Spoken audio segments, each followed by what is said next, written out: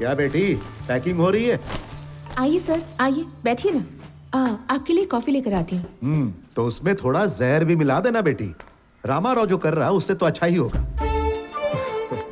जाओ तुम कॉफी लेकर आओ, जहर के बिना। आइए सर, बैठिए। रामा राव, मुझे एक डाउट है, जरा क्लियर कर दोगे?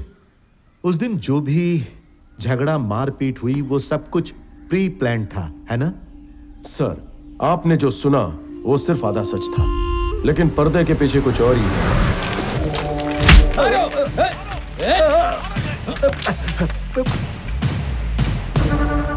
जब मैंने सिचुएशन को अपने कंट्रोल में कर लिया था, तब कंपनी सिक्योरिटी के भेस में एमएलए के आदमियों ने अपना घिनौना रूप दिखाया।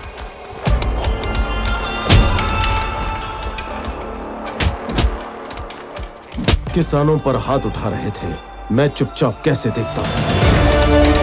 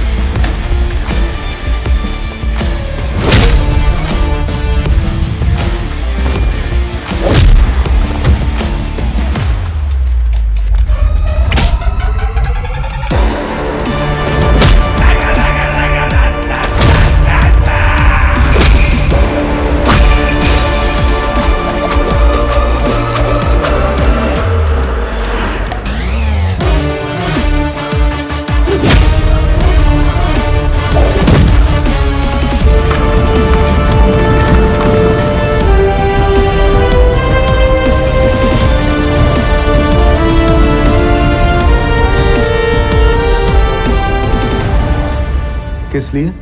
अगर देश की जनता सरकार से इंसाफ और हक मांगने जाती है तो उनके हाथ कुछ नहीं लगता।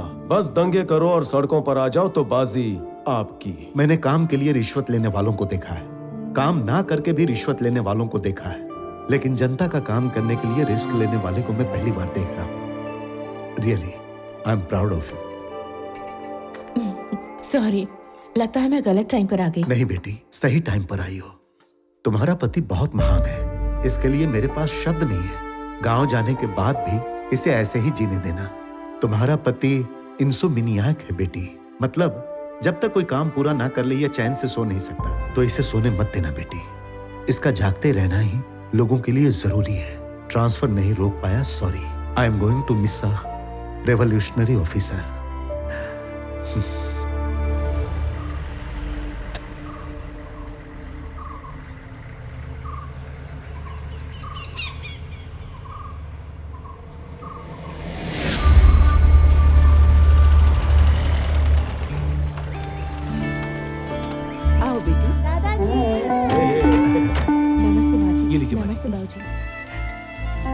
किसी की नजर ना लगे, बाहर वालों की, गांव वालों की, किसी की भी नजर ना लगे। अनंत, ये अच्छी तरह से फूट जाना चाहिए। जाओ, आओ बेटी, अंदर चलते हैं।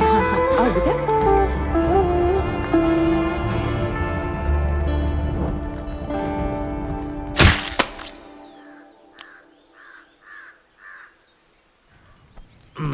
रामाराव, हम दोनों बचपन के पक्के दोस्त हैं। मौका मिला इसलिए बता रहा हूँ प्रसाद राव, तुम्हारे बेटे का ट्रांसफर होकर गांव में ऑफिसर बनकर आना हम गांव वालों की खुशनसीबी है। ए, मुंह बंद करो। इतनी इज्जत देकर इसे सर पर मत चढ़ाओ। बाबूजी चाय। पहले उन्हें दो। भैया अरे चाय। अनंत, कैसा है तू? हाँ, चाय लीजिए। अंकल जी चाय। आराम से बैठ के चाय पीजिए आप। तू भी पिएगा क्या? नहीं। अच्छा सुनो, मुन्ना त्योहार के बाद ड्यूटी ज्वाइन करेगा। अपने पेपर में ये बात छाप देना। एक बात और, मैंने सोचा है त्योहार के दिन बकरों की बलि देकर सबको दावत दी जाए। कितने कटवाओगे?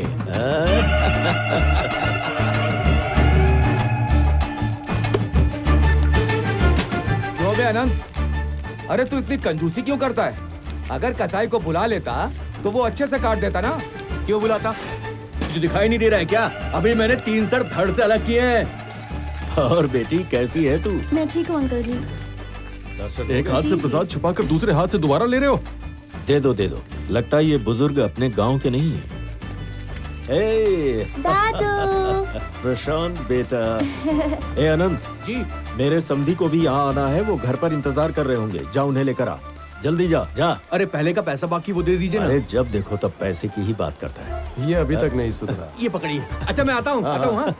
क्या रे जुआ खेल रहा है? सियाही साहब को पता चला ना तो काट के फेंक देंगे तुझे। सर हाँ? हम लोग यहाँ पर कुछ नहीं कर रहे हैं सर। अगर आप जोर जबरदस्ती करेंगे ना तो सुन लीजिए, ठीक नहीं होगा सर। क्यों बे जबान बहुत चल रही है क्या बे तेरी? ये पुलिस बताओ वाले रे उसको तुझे। क्यों मार रहे हैं? बेटा रामा जरा उधर तो दे। चलता है कि हड्डियां तोड़ूं तेरी। अरे क्या हुआ सर, क्यों मार रहे हो? आखिर बात क्या हुई है? अबे तू कौन सी तोप है जो बचा लेगा? चल निकाल चल। क्या चल रहा है यहाँ? मैं यहाँ का नया डिप्टी कलेक्टर हूँ, इस गांव का इंचार्ज रामा राव। बताओ क्या प्रॉब्लम है? ये पुलिस वाला तुम्हें क्यों मार रहा है? ये कोई नई बात नहीं है सर। चाहे कोई त्योहार हो या फिर कोई पार्टी, इनका सीआई ना हम 4-5 लोगों को उठा कर ले जाता है, हमसे खाना बनवाता है और मजदूरी करवाने के बाद हमें ढंग से खाना भी नहीं देता है सर। सर हम लोग इंसान नहीं है क्या? आप ही बताइए, हमें भूख नहीं लगती है क्या सर? सुनो ऑफिसर, ये कहीं नहीं जाएंगे। तुम निकलो, वरना मुझे तुम चारों पर एक्शन लेना पड़ेगा। चलो सियाही साहब को बताते हैं। ठीक है, कोई बात नहीं, जाओ। कबीर?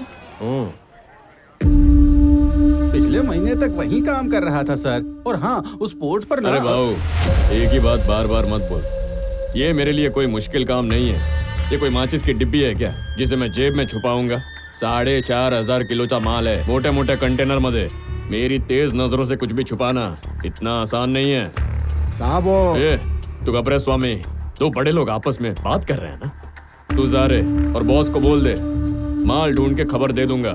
चल नेग। जी ठीक है सर। तू बोल रहे? साहब वो लड़कों को लाने गया था, कोई बोल रहा था एक्शन लूंगा साहब। अभी तुम क्या कर रहे हो? मेडिसिन की प्रैक्टिस कर रहा हूँ। कैसी चल रही है तुम्हारी प्रैक्टिस? बस समझ लो ठीक ही ठाक चल रही है। ऐसे ही कुछ करने की कोशिश कर रहा हूँ, खुद के सेटिस्फेक्शन। कोशिश करते रहो, मैं चलता हूँ। हाँ ठीक है, चलो बाद में मिलते हैं। कौन है रे? कौन है एक्शन लेने की बात कर रहा था?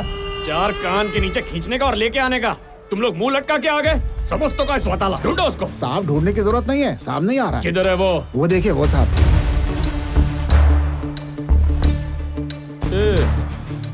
आखिर है कौन बे तू? अपने आप को बड़ा शाना समझता है क्या? और क्या रे, मेरे आदमी 4 चोरों को पकड़ के ले जा रहे थे तो टांग क्यों अड़ाया? क्रिमिनल्स को पकड़ने से रोकना भी एक क्राइम होता है, पता है तेरे को? पता है। तुम जैसे पुलिस वाले क्रिमिनल्स को क्राइम करने से तो रोक नहीं पाते हो और बेगुनाहों को शिकार बनाते हो। ये हीरो वाले डायलॉग कहाँ से सीखे? कहाँ से है तू? मैं तेरे ये पंच डायलॉग सुनने को नहीं आया है। तू काहे बोल रहा होता? एक्शन लेगा तू? है तू क्या एक्शन लेने वाला है रे?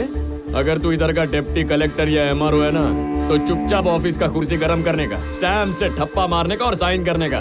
पुलिस से पंगा ना गया सारे। ऑफिसर, मैं ऑफिस में बैठ के सर्टिफिकेट पे साइन करने वाला या राशन कार्ड बनाने वाला या मुफ्त की रिश्वत खाने वाला ऑफिसर नहीं हूँ। As an executive magistrate of this subdivision of the district, I am responsible for operating preventive sections of Code of Criminal Procedure. By the way, यहाँ पर जो भी इंसिडेंट हो रहे हैं, I clearly observed violation of fundamental rights, which is a crime. Crime तुम्हारे police वालों ने किया है, मतलब all of you. I will have to appear and explain your stand in my office if you extend this issue any further. साहब उसने ऐसा क्या बोल दिया साहब? आपको उसने ऑफिस में आकर जवाब देने के लिए बोला है? नहीं तो क्या वो हम पर इंक्वायरी बिठा देगा क्या साहब? वो सब मेरे को नहीं पता स्वामी, लेकिन उसका बोलने का स्टाइल और फोर्स देख के लग रहा है कि शायद उसके पास पावर होएगा। सुन रहे साहब, अभी अपना दिमाग बहुत गर्म हो गया है, ठंडा करने के लिए कुछ बचा?